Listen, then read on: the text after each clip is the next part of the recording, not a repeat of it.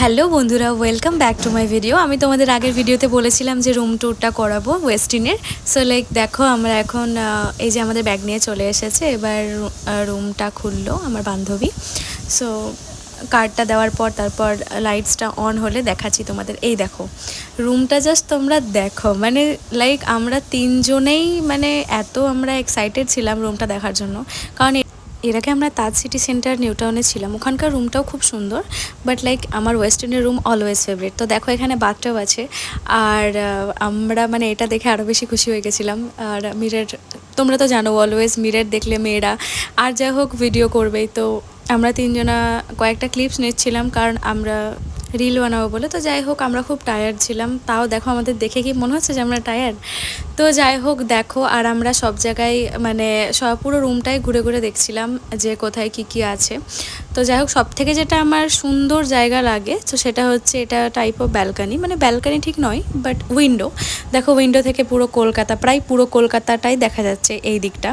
তো আমার তো ভীষণই মানে ভালো লাগছিল আর খুব এনজয় করছিলাম। আর এই যে আমরা ভিডিও বানিয়ে যাচ্ছি, তো আমার বান্ধবী ভিডিওটা বানিয়ে দিচ্ছিল আর আমি জাস্ট দেখাচ্ছিলাম, কারণ আমি সেদিনকে স্ট্যান্ডটা নিয়ে যাইনি। সো এই যে আমরা এখন ভাবছিলাম যে চেঞ্জ করে কতক্ষণে সুইমিং পুলে নামবো, কারণ ওটাই আসল মজা, ওটার জন্যই আসলে আসা। তো যাই হোক, যে আমরা অনেক মজা করছি।